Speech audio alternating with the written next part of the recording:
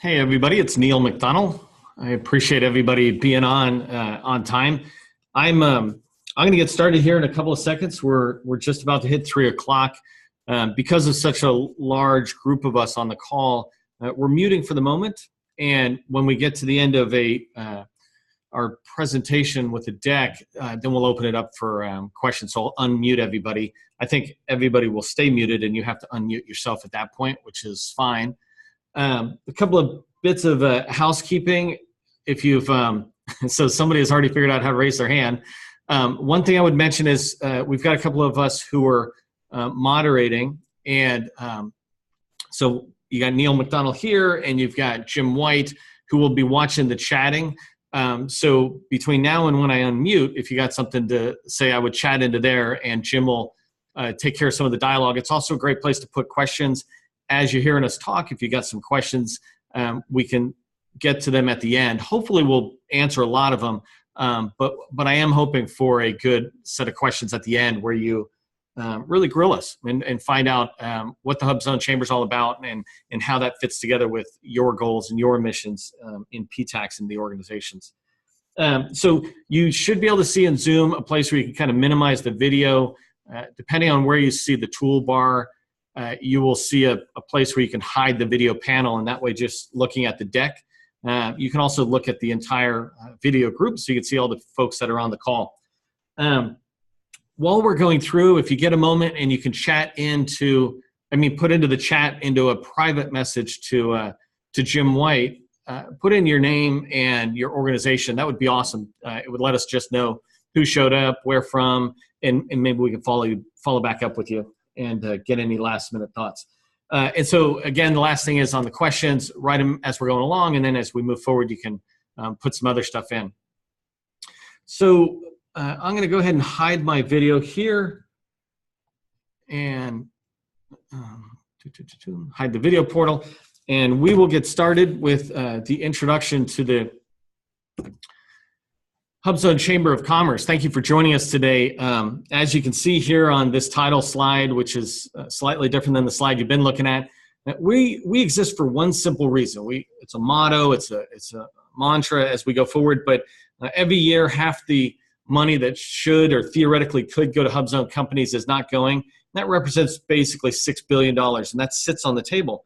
And so what we're trying to do as an organization is get that $6 billion off the table and into American communities.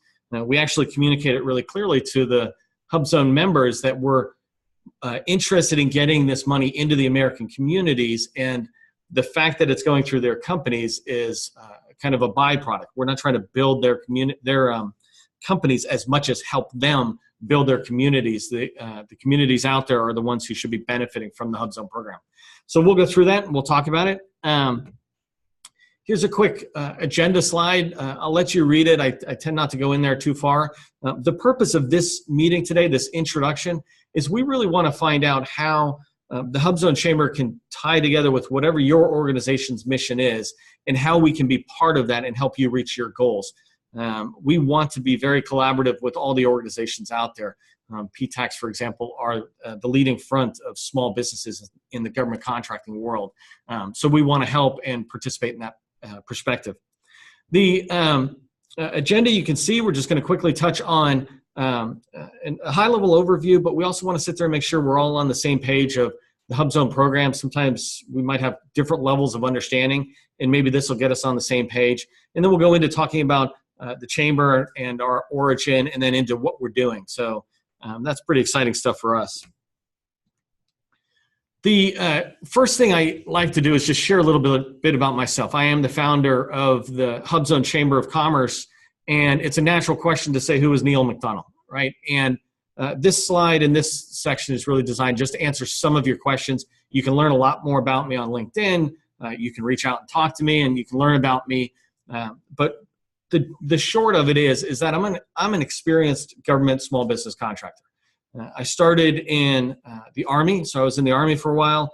I worked at the unit level in the U.S. Rangers, went to the Corps Commander, so working at the base command level, involved in procurement there, and then went to the Pentagon and worked for the Secretary of the Army. In my short time, I was I gained a lot of experience in understanding how the government bought, in this particular case, how the Army bought. And it was an amazing eye-opening experience for me. And then you couple that with the last 20 plus years of experience I have as a federal contractor. So as soon as I came out of the government, out of the Army, I got into government contracting. I am a technical SME, and so that's on the IT side. That's my world. I've been supporting customers of all sizes on the intelligence side, on defense and civilian side. I'm very familiar with not just how to win business, but all of the challenges I've faced as a small business owner. So I have that experience in there. And so the bottom 3 bullets I have here, I list out neilmcdonnell.com. You can go to that neil-mcdonnell.com and check that site out, learn a little bit more about me. It's a little bit more, frankly, intimate details about my background, but it really gives you an understanding of who is this guy, who is this person who started the chamber, and maybe what's his motivation. Well, hopefully I communicated a little bit about my motivation in there. It's also a place where I try to put blog entries and other free content. I do a podcast called Small Business Success Tips that reaches out to procurement center representatives in the SBA, to OSDBUs or small business specialists, and interview them as we go forward, even PTACs, right, and Economic Development Council leadership. I reach out to these people and try to interview them on behalf of small businesses in this podcast and get their tips. So you can check that stuff out there. I'm going to go into a little bit about the path, but right now I am the president of SV MacPack. And SV MacPack's a HUBZone company and veteran-owned, but out of Duncan, Oklahoma. And I just want to tell you really quickly, SV MacPack stands for Sailing Vessel, and then Mac is McDonnell, right, my family, and Pack is the group of my family, my wife and my 2 boys. I have 2 4-year-old sons. And I really wanted to focus on, we talk about family focused and always making sure we're taking care of ourselves. That's why the company is named that. It still is in the IT sector, but it's there. That company is actually beginning to be run by somebody else as I find more and more influence that I have on trying to help a lot of small businesses. And I try to keep this good separation between my activities. And the last one you see is the founder of the HUBZone. So let's go ahead and move forward a little bit and just talk about the HUBZone. Before I talk about the chronological path of the HUBZone Chamber of Commerce, I wanted to get us on the same page of what is the HUBZone program. And this is from my perspective. Obviously, there's a lot of different perspectives. You can go into the SBA and see theirs. You can go into a lot of places on the internet. Each of you might have your own perspective, but I just wanted to share it from my perspective. The HUBZone program, that first bullet I talked about, this is a program that was a bipartisan program. It started long ago. A lot of people had different ideas back in the 80s, and a lot of people were thinking about it, but it came to fruition as it moved into the 90s. And the thing I like best about it, though, is it's not one political party's favorite thing or another. It's a bipartisan approach to what you see next. High poverty rates, low income rates, and high unemployment rates. These are some of the biggest economic challenges before American communities, and what the HUBZone stands for is historically underutilized business zones, right? And so these are the effects of those underutilization business zones, if you will. So that's what they were trying to address, those rates. But when I look at it, it focuses on 2 goals: economic development and workforce development. So increasing that employment opportunity is workforce development. This ties together a lot with the chambers and the economic development councils throughout states across the country. And so the HUBZone program is something that just is awesome, helping everybody out there.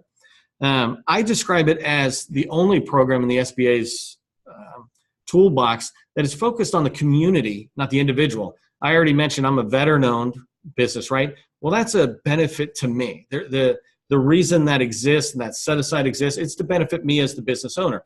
And the same thing with the other designations, whether it's minority-owned or 8A or woman-owned, SDVO. These are all designed to benefit the individual owner, where the HUBZone program was envisioned to benefit the community. So they all have their purposes, but I just want to show the distinction between the 2. And the last thing about the HUBZone program, just as a quick intro to it, is that it represents $13 billion a year. That's a rough number, but you can be guaranteed that that's the amount of money that the federal government is trying to see go into American communities that are historically underutilized as it moves forward. So some of the facts I like to put in here, and I'm sorry, I forgot to update a particular section here, but there's roughly 29 million small businesses out there. And I like to describe this number because this is really important to something the HUBZone Chamber is doing. You can see that there's 1.7 million companies that are registered in SAM, but only 300,000 of them are procurement ready. That means if the federal government even went in, only 3,000 of them could they buy from out of the 1.7. Of those, only about 5,200 are HUBZone certified. And one of the numbers I forgot to put in here, but I meant to put them in here, is of the HUBZone companies, over 1,000, and it's really closer to 1,800, 1,900, are veteran-owned. Same thing with women-owned, and same thing with minority-owned, that small disadvantaged business. And that really goes to show that the HUBZone program isn't something that's against other programs. It's designed specifically to help women business owners, men business owners, minority business owners, veteran business owners. It's designed to be all-encompassing, and it's, again, focused on the community area. So I put this slide in just for anybody who's not overly familiar with the process. And actually, I'm sorry, let me back up to one thing I just wanted to show. I said there's 300,000 active HUBZone companies out there. One number I really like to touch on, since my company is in Oklahoma, is that in Oklahoma, of those 300,000, 4,054 of them are ready to do business with the federal government, but only 301 of them are certified as HUBZones. Yet the entire state is almost entirely a HUBZone environment. And so to me, that's 4,000 companies are potentially missing out on it. Certainly you could expect that at least half of those companies are in HUBZone environments. And that's something we really want to do as we move forward. And you'll see this in our goals, our large goals as we go forward, is we want to sit there and help states understand that many of their small businesses are already eligible and could compete for that $6 billion. So then what's it take to become a HUBZone company, to get HUBZone certified? I don't just advise on this. As I mentioned, I am a HUBZone company. I've just gone through the process. And I tell other small businesses, it is an actually very easy process to go through. I had to go through and get veteran certified. To get HUBZone certified, it's nothing compared to that process. It was actually harder for me to prove that I was a vet to the VA than it was to do anything with the HUBZone certification. And the same thing with it, if you've had to go through to certify as a woman-owned small business, certified woman-owned small business, or 8A, then you have everything you need to just take that next step. So the 4 steps really are very simple. You just have to be a small business. The ownership has to be 51% American, and nowadays they've switched it so it can be controlled by another entity. You can learn more about that, but again, very simple guideline: 51% American owned and controlled. Office location, you need to have a principal office, the principal office in a HUBZone location, and 35% of the staff needs to live in a HUBZone area. These sometimes seem overwhelming to people. Part of what we're doing in the HUBZone Chamber is to really drive forward how simple this is. And so we'll come back to it in a minute, but organizations like the PTACs, we want to work with you to create reusable training material that you guys could have or others could have to share with other small businesses or your clients to say, here's the steps in a really straightforward way. So we're going to provide a lot of that material for free out there. So as we move forward, we're moving into the problem. And when I stood up my new company, I began to quickly recognize that there was challenges with the HUBZone program, and I didn't realize how drastic they were until I put this graph together. And this is really just marking down the details. This line graph, if you're looking at it, shows that all the way through 2009, all of the programs were starting to grow. There was a lot of effort trying to help the 4 major programs within the SBA grow, but never did the HUBZone program hit the goal of 3%. And since about 2009, it's gone steadily down. In fact, 2017 was lower than 2016. And when I looked at that, that was a very clear problem, and that created that motto for us, or that main mission point of getting the $6 billion off the table. We just want to get that line to the 3%. And as you'll see in a minute, we see ourselves as the solution, not pointing fingers, but looking in a mirror. So for us, this was a pretty glaring problem. We actually believe that when we get that red line, the HUBZone line, up to 3%, it will increase 8A business, women-owned business and veteran-owned, especially service-disabled veteran-owned business, because most of the HUBZone companies have one of those designations. And so for the federal government, it'll count as both designations as they move forward. So you'll see as we push the HUBZone line up, we expect all of the lines to continue to go up at that similar type of level.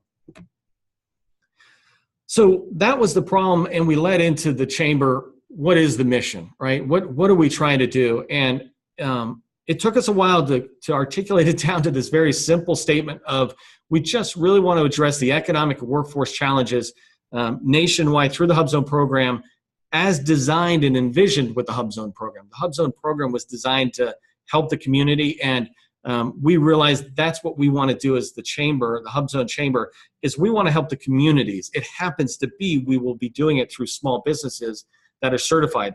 And that's a different mission than if we said we wanted to help the small businesses become successful, because then it's focused more on the small businesses. But when we want to help the communities, now we have a much larger pool of stakeholders we would be reaching out to.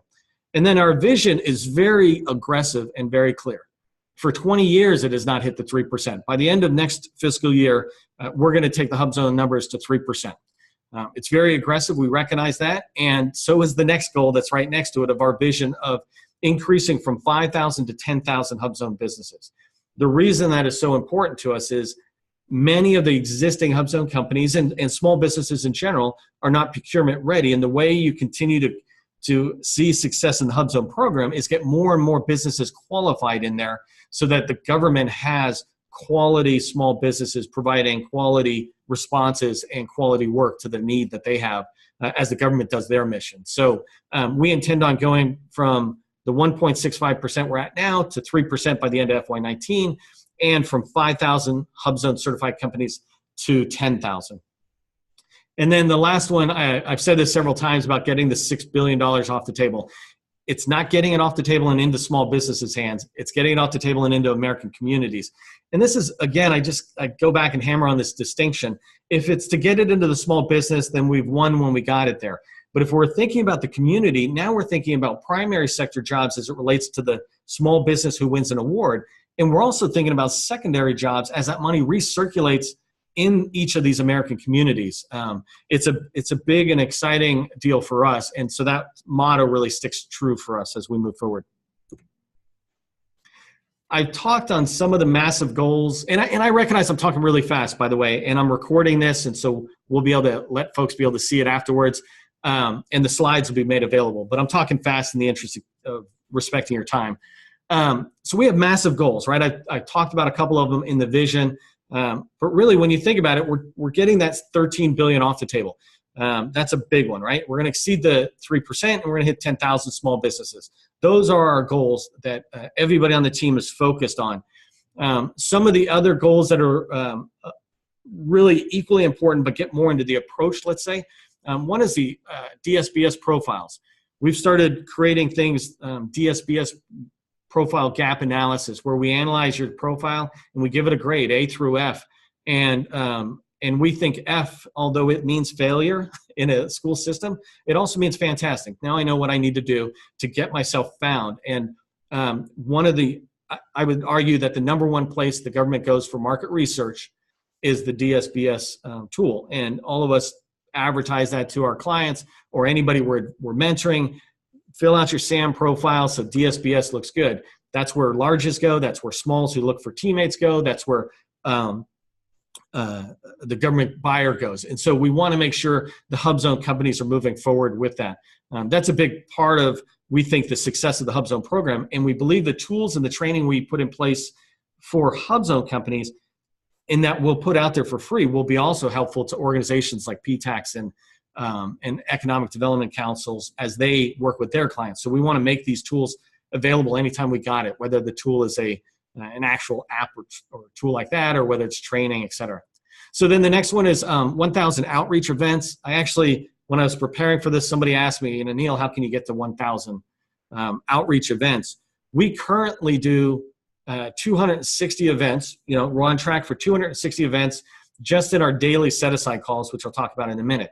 We're about to double that in August, where we'll do 2 a day. And it's very doable for us. We put a process in place that makes it easy. But these set-aside calls are reaching out to small businesses, and so these are outreach events. That puts us at 500 before we've even begun to work with PTACs and chambers and other organizations out there and seeing if there's joint events we can do, or events we could just help provide material and we don't even have much visibility at all. But it's events that are out there. We don't care if we're the ones hosting the event. We would just like to increase the number of events massively. And that's the purpose of that 1,000 outreach event goal. And the last one is MOUs out there. As we try to move forward on the HUBZone Chamber, it's very important to our organization that we are not siloed. We are looking and we actively reach out to other organizations. Clearly, this call is really a call to reach out to your organization. But also, as we move forward, we've reach out with the veteran organizations, the 8A Association, women-owned organizations, and Native American contracting associations. So the chambers that are out there, anybody that's out there, we want to reach out and say, how can we cooperate? We have this particular mission, but how can we dovetail into what you're trying to do with your clients and support that mission with a little bit of HUBZone promotion in there? So that's the purpose of that memorandum of understanding. So I talked about what the chamber does as we move forward.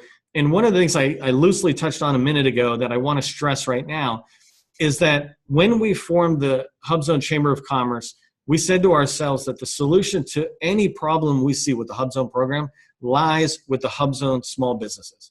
It does not lie with the PTACs. They're telling us what to do. They're giving us great advice. It doesn't lie with SCORE or SBDCs. It doesn't lie with the Small Business Administration or the Small Business Specialists or the OSDBs. No, they're giving us the guidance we need to succeed. It doesn't lie with the contracting officers. They're putting opportunities out with no set-aside determined, saying, can anybody do this? Oh, HUBZones, you should reply. Yet they're not really hearing back from a lot of us. It doesn't the problem isn't Congress's. They've given us money, right? They've given us $13 billion and said, here you go, HUBZones, use as much as you want. If there's a problem, it's on us. And I think it's that catch-22 that a lot of us hear, that contracting officers don't set things aside for HUBZones. And the contracting officers say, well, HUBZones don't respond to sources sought.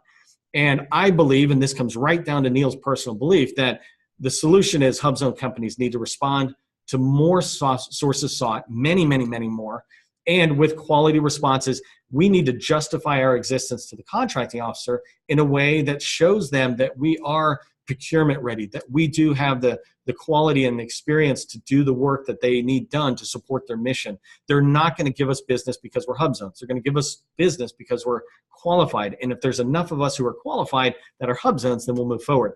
So anyways, that's a lot on that first bullet, right? And we really drive it forward, and we have found that the HUBZone companies are completely in agreement. As they look forward, the majority of them are seeing this saying, you know, you're right. What can we do? How can we move forward? And so as a member-run organization, we've been really working together to improve that. And these set-aside calls go into that. I'm not going to read many of these other bullets because a lot of this is really straightforward as it goes forward, as I mentioned. But I did want to mention the last one, which is dues-free membership, because this is really important to me and then to us as an organization, is that we believe in the rising tide raises all ships. And so the rising HUBZone program will raise all HUBZone programs, or all HUBZone small businesses. And if we charge dues, human nature would cause us to want to give value to the people who are paying dues, where all of a sudden we would begin to find ourselves, no matter how well-intentioned we are, perhaps focusing a little bit too much on the dues-paying folks and not other people. And so the organization is completely funded at the moment by me, and that was an investment well worth it, because I see this problem and I see the potential of helping American communities.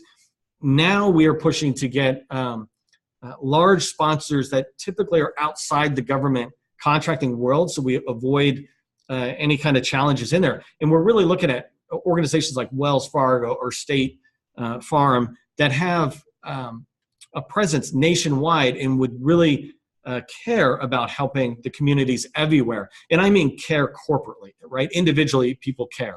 But a corporate presence means more to somebody who has a national presence.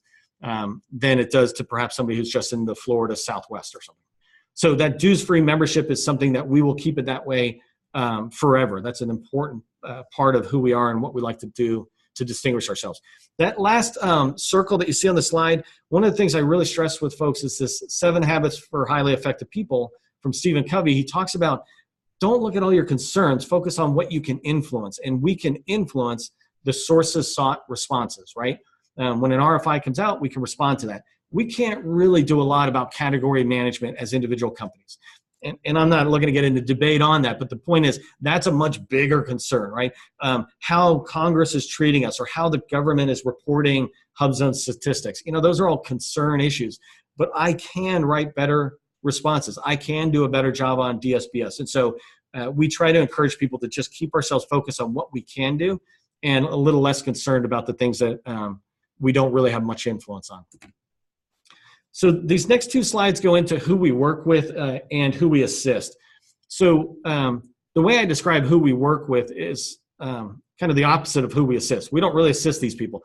But the SBA, we're really trying to build our visibility with them and work with them and identify challenges they might see as it relates to success in the HUBZone program, and then rework it into seeing the HUBZone small businesses as the solution to anything they're pointing out.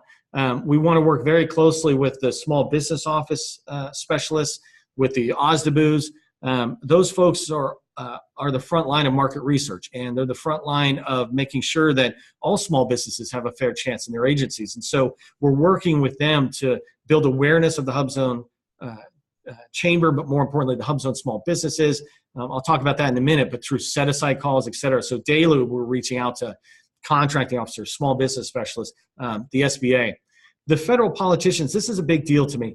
And when we talk with our membership, we tell them that our goal is to get the politicians to see the HUBZone program from a little bit more selfish standpoint rather than an accountability standpoint. So perhaps in the past, we've looked at the federal politicians and saying, hey, what are you doing to help us succeed? Well, what we're trying to do now is really point out to the federal politicians and frankly, even at the state level, that there's $13 billion sitting out there. $6 billion of it basically went unused. It could be coming right into your state.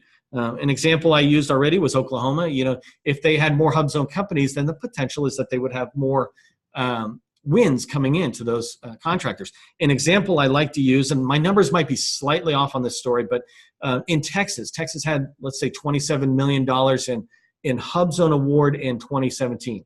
$27 million went to Texas HUBZone companies. In 2017, over $300 million was awarded to HUBZone companies that were out of Texas, but that the money originated and the work is performed in Texas. And we believe that the politicians aren't quite aware of this, and so helping them understand how to spread the money around, how to grab it more, and to teach them that they can really impact their economic development by understanding the HUBZone program. I get that they're incredibly busy.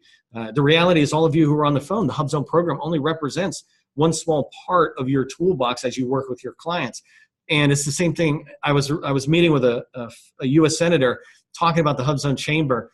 And as I was starting the conversation, I realized the person across the table from me was really responsible for world peace. I'm not responsible for world peace. The best I can do is keep my 2 boys cooperating. But the reality is they do have much more responsibility than the HUBZone program. So I need to figure out a way to make it more interesting as the HUBZone Chamber tries to build the awareness from a lot of different folks. So, and I already talked about the large corporations, State Farm, Wells Fargo. With them, we're really looking for them to put in a lot of money. I will tell you, frankly, my goal is to get the large corporations to donate as much as the entire SBA budget is for the HUBZone program. I know that's a large number, but the reality is an organization like Wells Fargo currently is giving away more than $1 million a day to nonprofits out there trying to rebuild their reputation throughout America, trying to help communities. Independent of how we feel about what they did or their past performance, if they have that much money and we can put it into the communities like yours, then I'm going to figure out how to do it.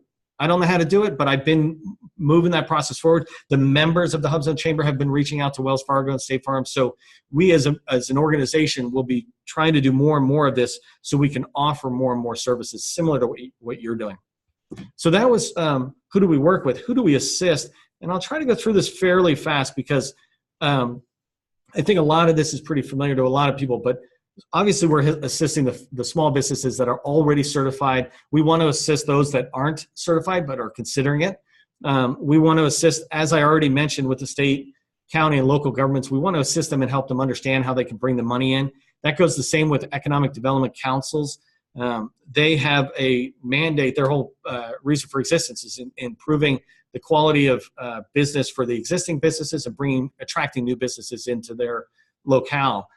So the HUBZone program is one more tool in their toolbox that can help them do that. Same thing with chambers of commerce. The procurement technical assistance centers, the PTACs and PTAPs, we really want to work together as almost this subordinate training entity. We are creating material, we are motivating HUBZone companies out there, and our number one tip to them is that they need to reach out and have a counseling session and get to know their PTACs. The PTACs are the assistance centers. I mean, I'm preaching to the choir here, but many small businesses don't know that. And so part of our activity is to really get each one of these folks to move forward. I'll talk in a minute about HUBZone maturity model, but in the HUBZone maturity model, we say you can't move to the next step unless you've met with a PTAC. Because if you're talking to us, that means you want to grow. That means you should be talking to your PTAC because they're the experts in your neighborhood. And the same thing with, not to a lesser degree, but obviously PTACs are more focused on federal government, but getting to know the SBDCs, and a lot of times they're together. So we're encouraging folks to do that. We want to provide any of the training material we have that the HUBZone Chamber creates. We want to provide as much as that as possible for free and reuse to SBDCs, PTACs. Same thing with any of the outreach centers for the different groups. So that was a big introduction leading up to what have we done so far and where have we come from. This goes, I think, all the way back to, okay, who is the Chamber? You told us what you're doing, where you're going. And I'm hoping this begins to just show you the momentum and how we can be so optimistic in what we're doing, right? You see that really the HUBZone Chamber started in February. I will tell you that I'm in Washington, D.C., and the reason my company is in Oklahoma is because my niece lives there, and she was struggling for a job, and she was telling me that right when I was starting the company, she was talking to my wife and me and about how hard it was to find a job. She's really concerned she'll have to move with her 4 kids out of state just to find a job, but she wants to stay in Oklahoma. And she was very lucky, I consider, I could open a company anywhere, and so I opened it there. And I not only instantly fell in love with Duncan, Oklahoma, but I was able to build a team of really awesome people who not only were helping me in SV MacPack, but then I just transitioned over to the Chamber, who now are so excited about how if the HUBZone program can help Duncan, how could it help Alaska, Guam, Virgin Islands, Nebraska, or anywhere else in this country? And so we're really excited about that. You can see the growth of our membership. It's just continued to grow. Even today, we're just hitting 800 today. 2 of our proudest activities that we've done in this interest of moving the $6 billion off the table is we recently had the State Department contact us through the SBA because they had, and both of these examples have an expired RFI, but they really didn't get any feedback from HUBZones, and they were hoping to do this. And you see these are a $200 million IDIQ and a $50 to $100 million IDIQ. And in both those cases, we were able to get them to help us make it easy for the companies to respond. And then we reached out to all our members and got them back in front of the government, demonstrating their interest and proving to the government that there definitely are HUBZone companies out there. We considered that actually, it turned out to be a very good success. When you talk about getting 80 HUBZone companies to respond back to the State Department in less than 24 hours, that's phenomenal, right? Now, I think we'll find out next week on whether this opportunity now is actually set aside. And if it is, that's phenomenal, right? That's $200 million towards that goal that we're trying to reach. That's really impressive. And it motivates us to find more and more and more and to work with you on that activity. So you can see the growth in here. There's a lot of stuff that we have, but these are our major milestones as we move forward.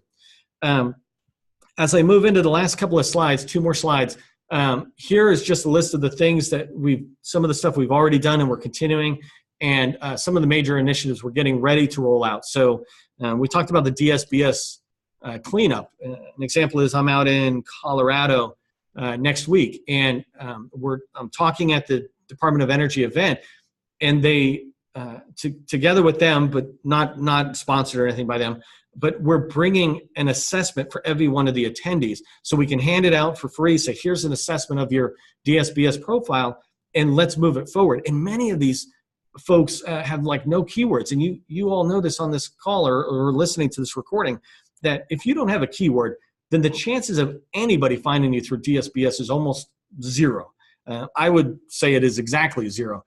And so many don't have that, and many have a lot of other reasons the government's not there. So we're moving forward on that.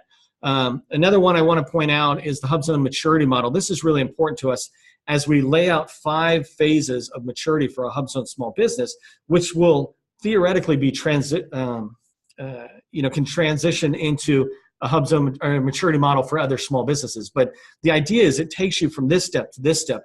Many small businesses, we make the mistake of trying to really go to a 300 or a 400 class when we haven't taken intro to chemistry. And so that's what we want to do, is to lay out these exact steps. I've had people ask me this week, Neil, I'm interested in teaming. I have no idea how to do that. And I have to remind myself how complex the government contracting world is after my 20 years of experience. But I was able to quickly articulate, hey, do this, do this, do this, and you'll find some good teaming partners. And I'm not talking Lockheed or Northrop. I'm talking the company that is 5 or 10 times bigger than you that would totally welcome having you on their team. So that's a big one for us. Stakeholder advocacy is a big one. I've already talked about it in other ways of reaching out to organizations like the politicians or the PTACs or economic development councils, et cetera. We're doing a lot of virtual sessions. We're really trying to address this idea that an example is when we hit 300 members, we had a member from every single state. I describe it as Guam to U.S. Virgin Island and every state in between, every protectorate. Everywhere there was a HUBZone program, we had it. So all 50 states plus all the protectorates. That was a huge deal to us because it meant not only are we dues free and we're trying to help everybody, but we're geographically free. We want to help everybody. And so virtual sessions is a way of us helping. In fact, we've got several of the panelists who are on the call today are also going to be panelists and sharing their information, not just with the small businesses in their state. Now it can be people in the Northern Mariana Islands or in Connecticut who are benefiting from whatever you're sharing. So that's really exciting stuff for us. So this last slide I have, and I'm going to slide us into Q&A, is how folks can be involved. And so individuals are able to join our LinkedIn group, obviously, for the HUBZones. For any of the small businesses, we tell them to update their DSBS profile. For politicians and chambers and folks like that, we really want them to learn about the HUBZone program so that when PTACs are trying to advocate small businesses and the HUBZone program within a state, well, those chambers and those politicians and economic leaders understand what we're advocating or what you're advocating. We would like to recommend, especially if you're in a leadership role and you're looking for somebody to come talk, reach out to me. I'll come talk to your organization. I'll come talk to you. I'll create a strategy or provide guidance. I'll also just provide the talking points if you want to do it yourself. Anything we can do to promote the HUBZone program, we will do. We don't care who gets the credit. We just want the vision that all of us really have to be achieved. The last thing I would mention is that as we have different events, it would be great if you could participate as a panelist and share your information, because not only would it make it available virtually for anybody in your own location, but now people outside your location get a different point of view. There's a difference when you support Tinker than if you support Fort Lewis, Washington. And the same thing, if you support DOD and you have a lot of DOD presence, there's a big difference, and people would really benefit from hearing that. So we ask you to kind of share that. So let me pause here on this last slide. I know I went through on a fire hose. There's a lot of information. Later on, we'll try to put out a 60-second version of what is the HUBZone Chamber. But partly we went a little more into detail today because we knew people wanted to have more information and know more about us before you made certain decisions of your own. So that's there. I did want to slide into any kind of questions you have. I am going to try to keep us right to that 1 hour time. So if we got about 20 minutes for questions, any questions we don't answer by the time we get to the mark, if we got them written down, we'll just follow up with everybody and share it back with you. So I'm going to break back in here really quick and ask Jim first. Maybe you can help facilitate a little bit if there's questions in the chat.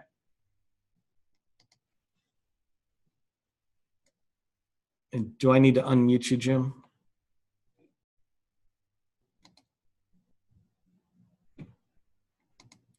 Okay, sorry, hold on one second. Let me just find.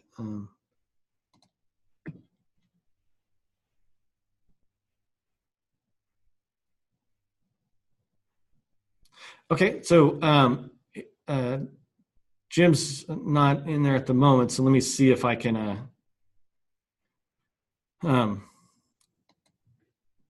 open up the chat myself, and hopefully there's no private chats and it's not embarrassing. This is always the fun stuff.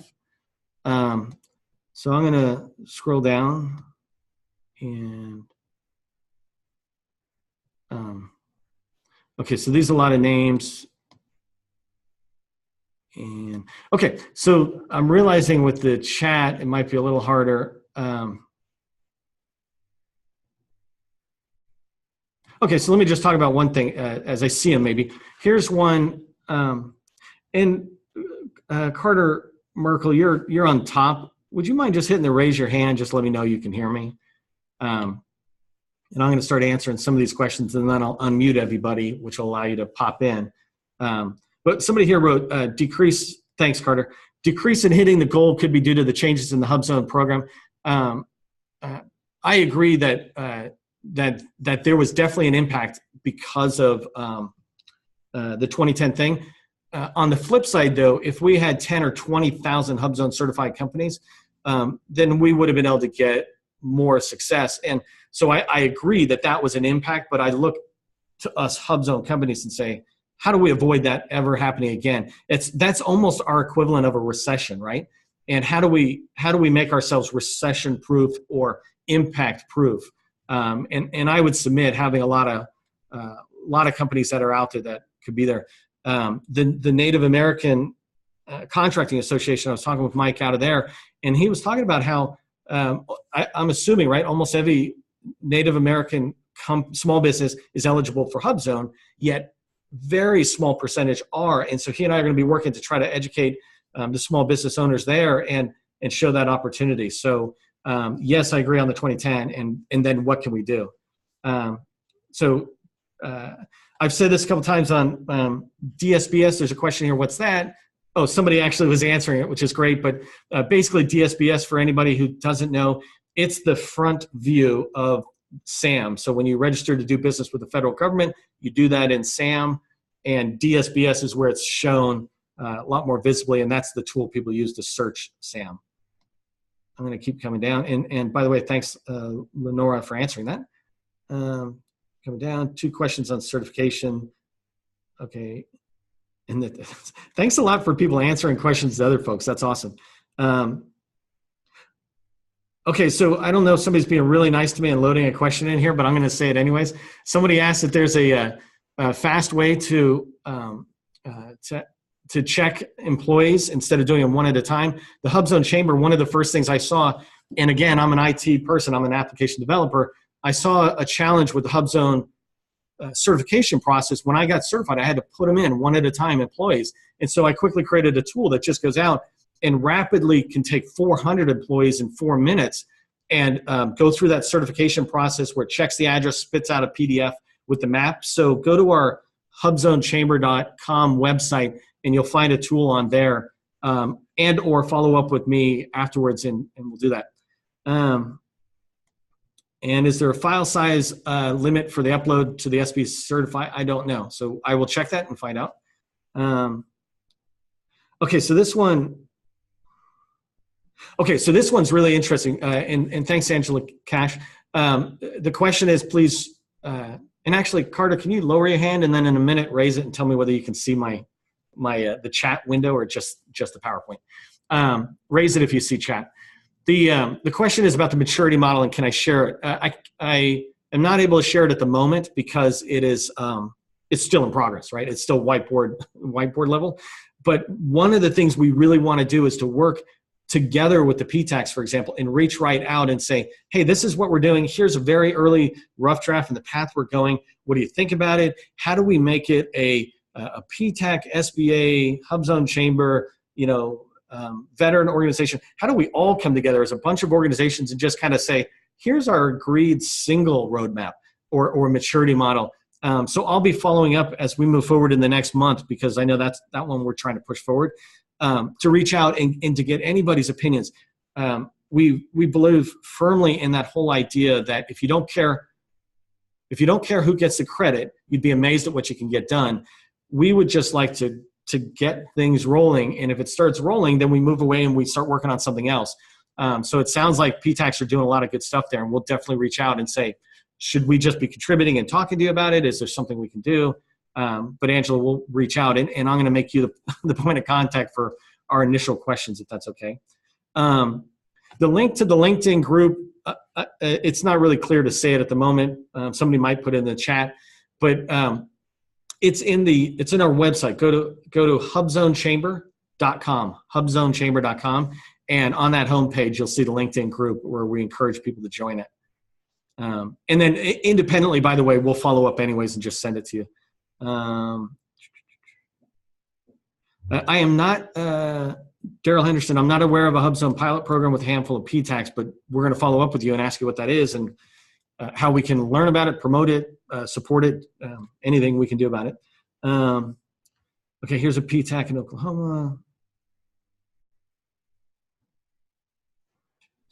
Sorry, I'm reading it. So I generally put a lot more emphasis on SAM, GSA, GWAX over SBDA as a resource used by contracting officers, and I'm very concerned about the future of DSPs as a data resource. So I agree with this person. This is Larry saying this. So we're using the tool we're using at the moment. So one of the biggest challenges I have is just yesterday, last night, if any of you were on this, I watched the Navy OSDBU did an event with a small business specialist or a deputy small business officer. And in this event, they talked about how most of the small business specialists within the Navy, which is just replicated across the entire government, use their own little databases to manage small businesses. And I really want to reach out to this OSDBU team. There's just a small group of them, less than 20, at the federal level working with the SBA, and try to, and this is the advocacy I want to do, not with Congress. I want to go in there and say, do you realize how absolutely complex and difficult that is for a small business to have to know how Joe does it, and then Jane does it, and then Tom does it. And so somewhere along the lines, figuring out what's in here. And then just one thing I will tell you, by the time HUBZone companies are starting to get to GWACs and GSAs, we actually consider them farther mature. Whether they actually are or not is a different question. And so we're trying to advocate a lot earlier in the stage where folks are still a little confused, and we're trying to help move forward into that $1 to $5 million stage. But I totally agree with the idea of the tools. I am going to take a look, and thanks, Larry. I'm going to look more at the GSA SAM suggestion that you're saying. And then thanks, Carter, for providing the link in the chat. Yes. Okay, so there's the OBON PTAC. I'm going to follow up with Angela. I see folks sending me a message saying they're working to get HUBZone certs. Anything we can do to help, we would love to help. Very curious about the employee quick validator. Does it create a PDF for each employee for one? And Lenora, yeah, that's the exciting thing.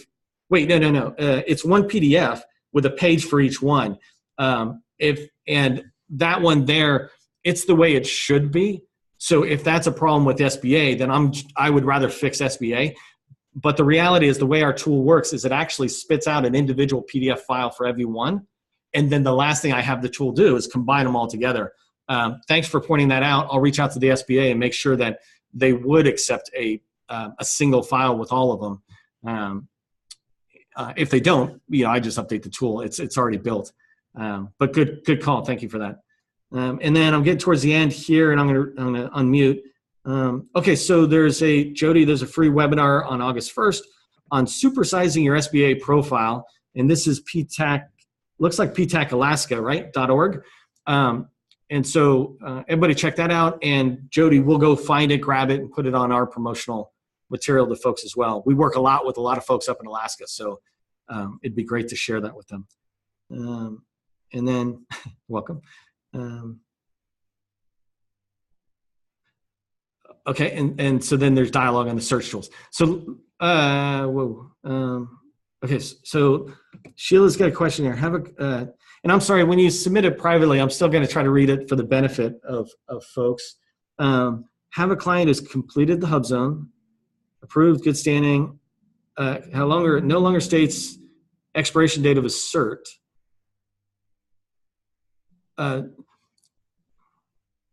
You know what? I don't think I have an expiration on mine as well. So it's here the question is about expiration of the cert.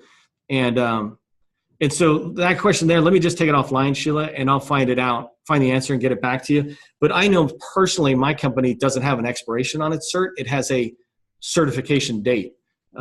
We just kind of know that the recert process is every so often. But what I always recommend to people, and if they have a customer, the customer should at most just be asking for current status. That's it. By the way, and that's something else I see as a long vision for me. It's none of the, from my perspective, I know I'm about to say my opinion, right?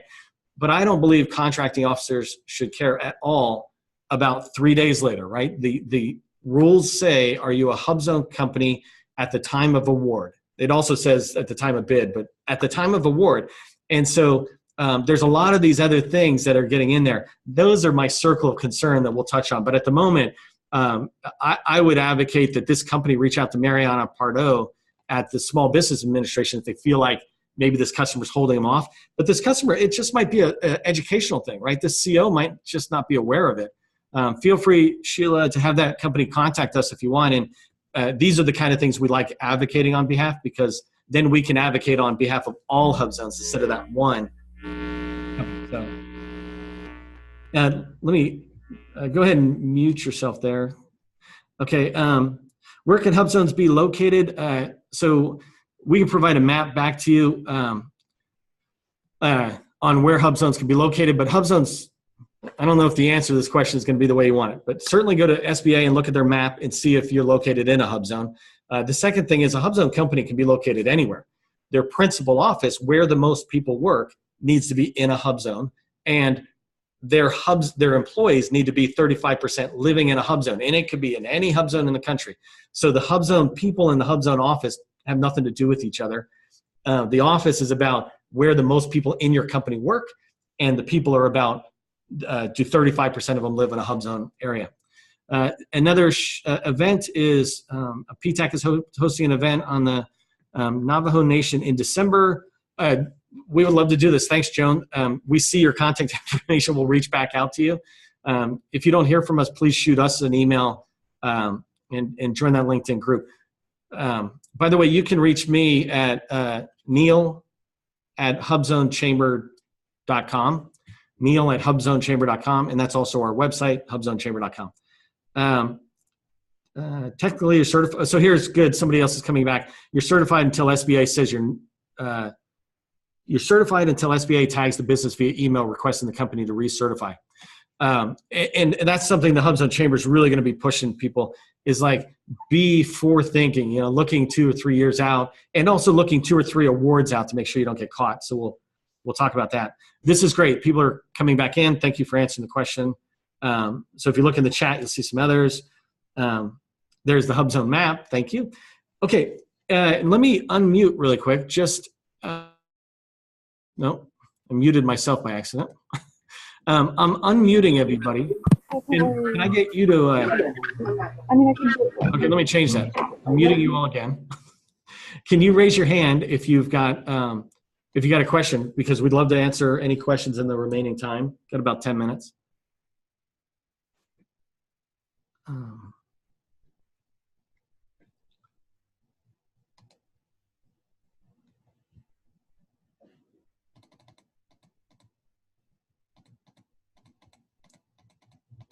And I'm not sure if I'm missing anything, so I changed my mind. If you have a question, can you? And maybe the questions are answered. Maybe this was enough of an introduction. but the chat is working. I don't see any hands being raised, so I don't know if that means that there's no questions. And any other questions? Does anybody feel generous enough and me courageous enough to give us feedback on what you're hearing? We're new out there. If you wouldn't mind raising your hand or chatting right there and telling me you're raising. So Carter, let me go there.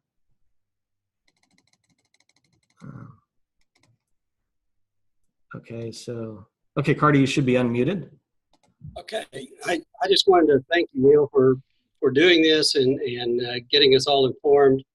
And my feedback is it's about time HUBZone companies organized and started recognizing each other and helping each other grow. So thanks a lot, and I hope to see you guys at our upcoming conference. And I think you'll find that PTACs do a lot of conferences and meetings, and so you may be overwhelmed, but we welcome any help in promoting HUBZones. Perfect, thank you. Yeah, we definitely are available to speak or provide speaking material or provide a recorded webinar type stuff to anybody who'd like to promote it to your clients or to your folks. Anybody else, any comments they'd want to share as we get ready to wrap up? Hey, Neil. We have Denise. She asked, are PTACs allowed to join the HUBZone Chamber? Good question. Thank you. Yes, absolutely. As far as I'm concerned, anybody is allowed to join the chamber because our goal is to have mass visibility, but especially organizations like the PTACs, because we feel like our mission is just one part of what you're doing. And it's almost, not that there's any official thing here, right? But it's almost like we're a subcommittee to the PTAC's overall mission of helping clients. So please join. Please encourage any of your clients to join. And I said this already, right? It's dues free. So the organization is designed to encourage massive cooperation, collaboration, and communication. Yeah. So my direct email again, I guess I could just type it. That'd be better. So Neil at HUBZoneChamber.com. So I just put my direct email into the group. Please connect with me on LinkedIn too. If that's if you use that tool, it'd be great to be able to communicate with you. I put out, because we're limited with what you can do on a LinkedIn group, I put stuff out through that. Since you are in Oklahoma, reach out to the American Indian Chambers of Commerce. There are a number of locations. Thank you, Joan. Definitely, Oklahoma's kind of our big push, so we'll follow up. Has your organization been vetted, approved by the DLA? It has not, Bonnie. And by the way, if I didn't say this, we're incorporated as a 501c3. So that was a big difference for us too, to make sure we weren't a 6 and we're not a lobbying firm. Okay, looks like Daryl Henderson, definitely reach out to you.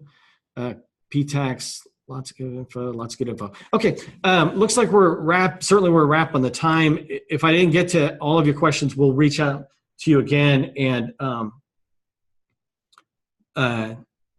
share with you. Oh, I'm sorry, hold on. Well, I'll follow back up with everybody because we see the chats in here, but thank you very much for joining us. It's 4 o'clock now, so I'm gonna go ahead and end the meeting so everybody can move on to the next task. Thank you again for taking the time to learn about us.